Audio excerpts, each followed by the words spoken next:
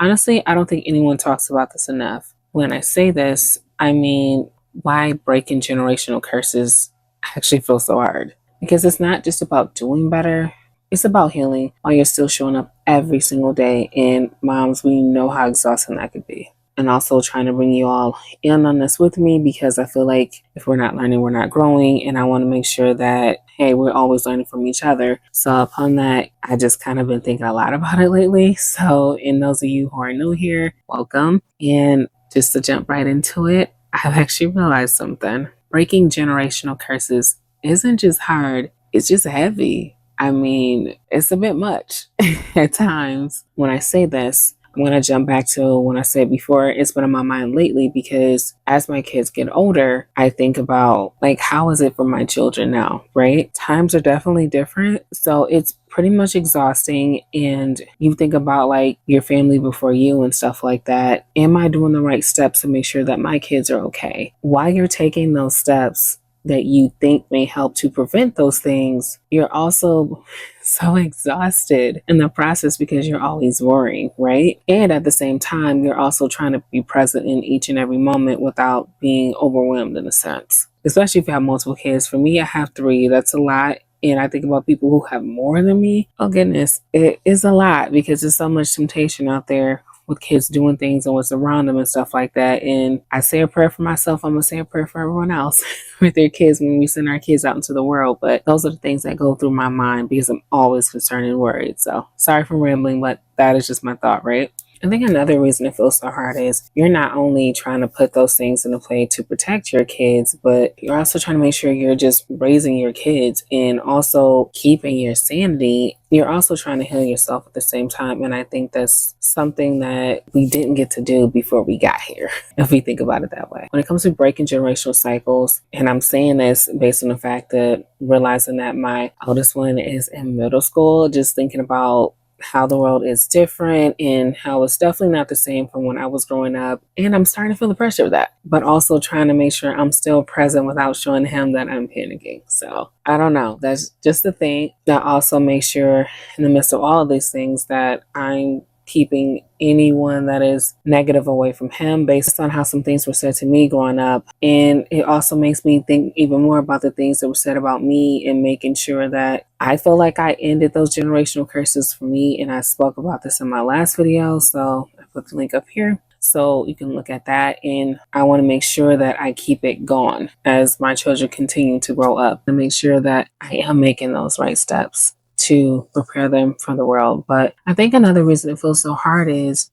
you're not only raising your kids, you're trying to heal yourself as well at the same time because you're trying to make sure you're not panicking yourself so much to where you become this hovering parent to where you push them into doing things that you don't want them to do, or this parent that just kind of is like so free to where it's just kind of like you care, but you don't want it to be like you're just so carefree to where it's kind of like they get to the point like nothing matters, and then they just do things so freely to where they put themselves in a dangerous way and they think that you don't care. It's just so many factors, and it's just where my mind is right now, and it's just overwhelming, and it's just like, oh, like which part is the right way?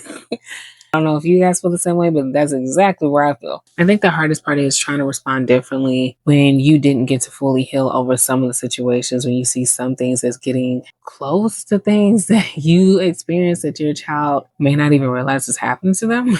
And you have to kind of like block it or try to give them a hint or something like that. I don't know. It's just kind of like a different type of pressure. I mean, I've had that too, to where I try to, and I don't know if other moms do this, but I'll say this. I will have these in-depth conversations with my kids to where I try to prepare them and talk to them. And sometimes I feel like I might talk to them too much like they're an adult. And sometimes I feel like it helped. And other times I feel like, well, maybe I just kind of went too far. But it's just like I get so paranoid to where it's just like I don't want anyone to take advantage of them like I was taken advantage of when I was a child. So I get so worried. So that's kind of where I stand with that too. So it's just I just don't want things to be either repeated or created. Nothing's going to be perfect or anything like that. You can't make it that way. I get that. But in my mind, my mind's mom is just like right there. I know y'all feel me right now. It's kind of like you can't tell me any differently. So That's kind of where I get with that. It's your baby, you want everything a certain way. And I'm learning to kind of take steps with this and try to have more in depth conversations as it goes to be a little bit easier. But I'm getting there.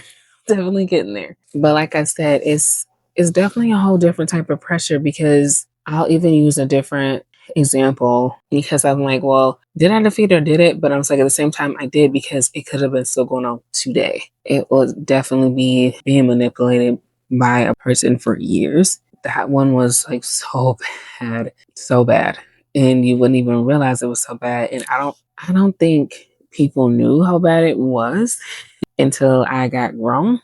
It went on for years. And it's crazy because I didn't understand as a kid, but it's just like I wish somebody would have stood up for me, right? No one really did.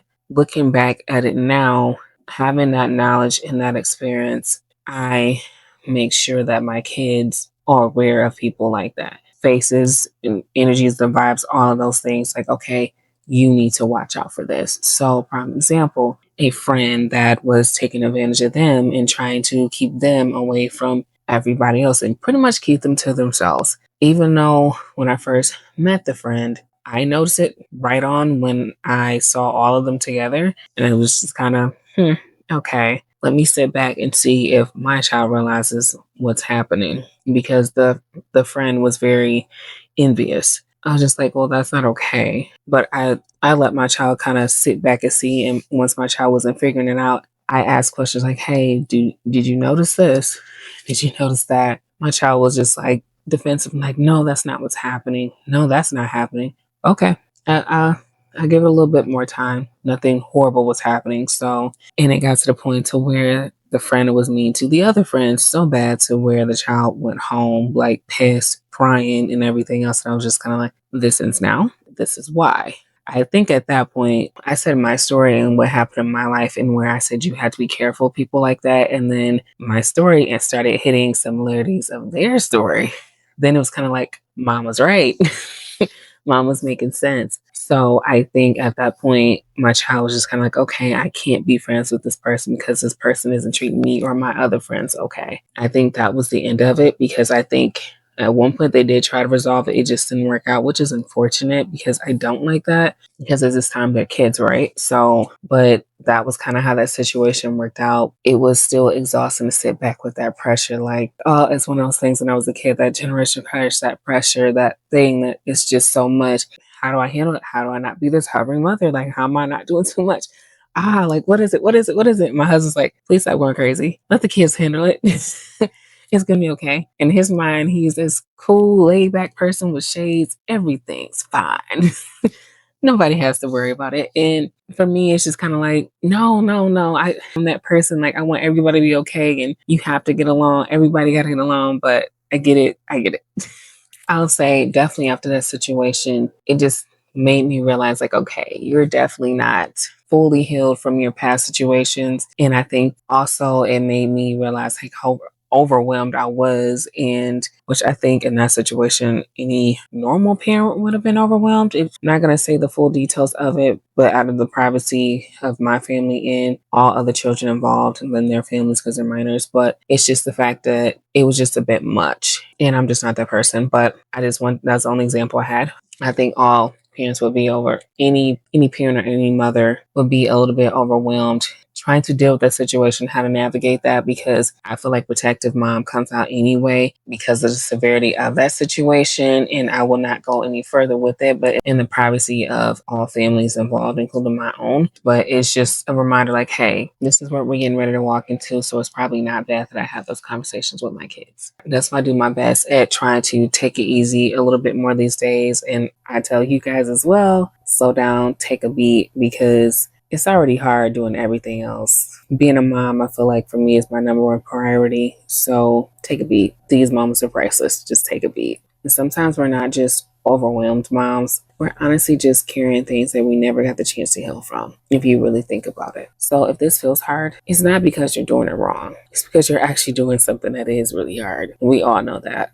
I just told you a whole story about it. and it's okay. We take it one day at a time. And that's also why I created my Power 5 Reset Guide, moms, on those days or that week that is just when it's definitely feel like it's the most and you feel like you just need to figure out what is going on and you just need to sort things out. Go ahead and check out the link down below in the description area. It's free for you to download. Honestly, moms, we truly need that space to process what we're holding on to. And that's what that's for. So on another note, moms, I would love to ask you, does the thought of generational curses feel heavy to you still? I am so curious about this, moms.